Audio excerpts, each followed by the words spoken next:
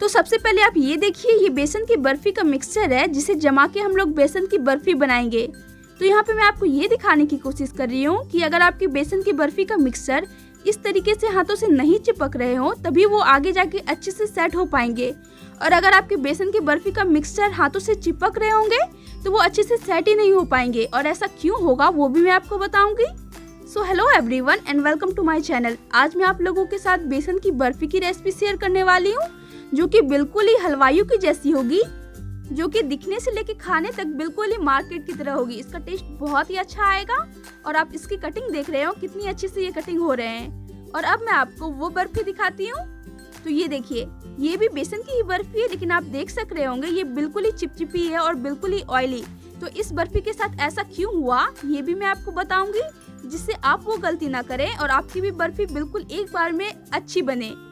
तो आज मैं आपके साथ बेसन की बर्फी की ही रेसिपी शेयर करने वाली हूँ और मैं आपको वो भी बताऊंगी कि आप कहाँ पे गलती करेंगे और आपकी बेसन की बर्फी खराब हो सकती है। तो जिससे आप वो गलती ना करें और आपकी बर्फी एक बार में बिल्कुल ही मार्केट की जैसी बन के तैयार हो। और अब मैं आपको इसे तोड़ के दिखाती हूँ ये कितनी सॉफ्ट बने हैं। तो ये बर्फी है, इसे सॉफ्ट तो होनी ही चाहिए और ये खाने में बहुत ही स्वादिष्ट लगते हैं। तो आप इसे जरूर बनाएं। तो चलिए इसे बनाना स्टार्ट करते हैं। तो यहाँ पे मैंने 150 ग्राम बेसन लिया है और 300 ग्राम चीनी। तो चीनी को मैंने इस ग्लास से मापा है जो कि 1.5 गिलास चीनी है। तो ये 1 गिलास और ये आधे गिलास। उसके बाद हम जिस भी चीज में बेसन की बर्फी को सेट करने वाले हैं उसे इस तरह थोड़ा तेल डाल के इस तरह ग्रीस कर लें। तो ये सारे काम आप पहले करके रखें। उसके बाद यहाँ पे मैंने एक कढ़ाई को गर्म कर लिया है और अब यहाँ पे मैंने 130 ग्राम देसी घी लिया है।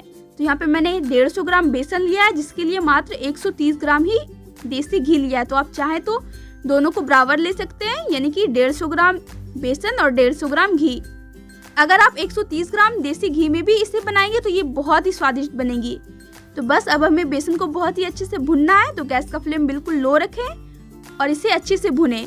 तो आप देख रहे होंगे ये बिल्कुल ही सूखी सूखी लग रही है। जैसे जैसे आप इसे भुनेंगे वैसे वैसे इससे घी रिलीज होगी और ये बिल्कुल ही गीली गीली हो जाएगी। तो हमें बेसन को पूरे 8 से 10 मिनट तक अच्छे से लो फ्लेम पे भुनना है। तो बेसन को आप जितनी अच्छे से भुनेंगे आपकी बर्फी उतनी ही अच्छी होगी। तो ये देखिए, आप देख रहे होंगे पहले कितनी सूखी दिख रही थी और अब कितनी गीली हो गई है। तो उसके बाद यहाँ पे मैंने थोड़े से फूड कलर डाला है।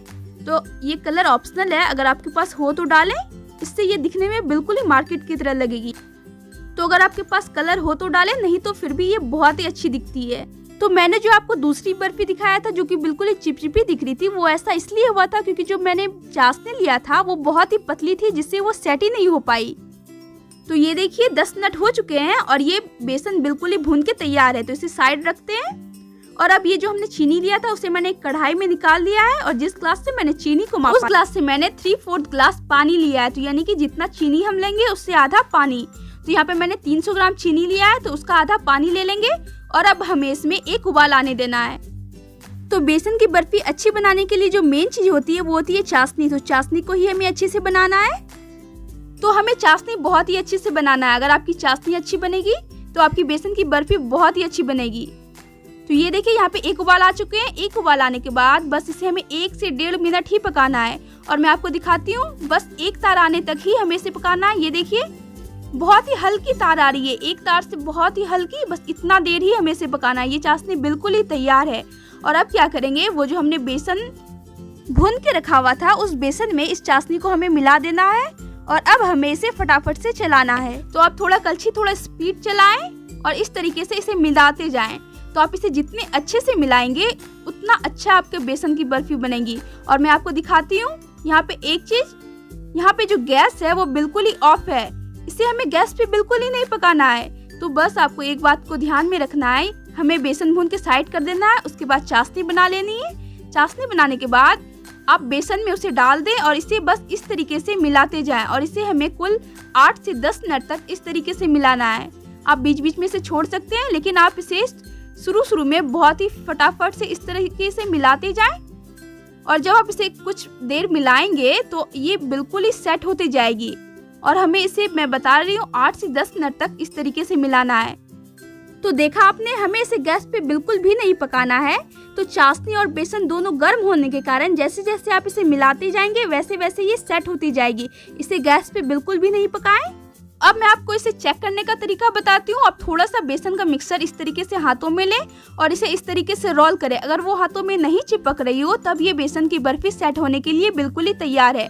और अगर वो हाथों से चिपक रही हो तो थोड़ी देर उसे और ठंडा करते हुए चला लें। तो इस बेसन को मुझे चलाते हुए और इसे ठंडे करते हुए 8 से 10 मिनट हो चुके हैं और ये सेट होने के लिए बिल्कुल ही तैयार है।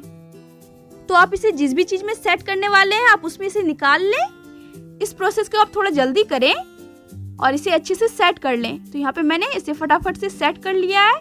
तो इसे हमें इस तरीके से टैप करते हुए सेट कर लेना है। ये हो चुके हैं। उसके बाद मैंने थोड़े से यहाँ पे फाइनली चॉप किए हुए काजू डाला है। तो आप जो भी ड्राई फ्रूट चाहें डाल सकते हैं।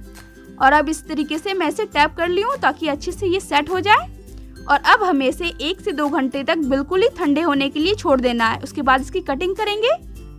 तो ये देखिए यहाँ पे पूरे 2 घंटे हो चुके हैं और मैं अब आपको इसे कट करके दिखाती हूँ ये कितने परफेक्टली कट रहे हैं। तो अगर आपकी बेसन की बर्फी बिल्कुल ही परफेक्ट बनी होगी तो उसकी जो कटिंग होगी वो भी बिल्कुल ही परफेक्ट होगी।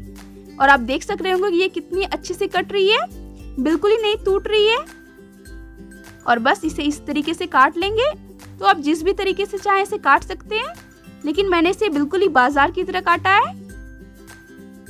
तो बस अब हमें इसे कटिंग कर लेना है। और अब मैं इसे आपको निकाल के भी दिखाती हूँ ये कितने अच्छे से निकल रहे हैं। तो इस तरीके से हमें इसके नीचे चाकू को डालना है और इसे थोड़ा सा आप इस तरीके से ऊपर करेंगे तो ये बहुत ही आसानी से निकल जाएगी।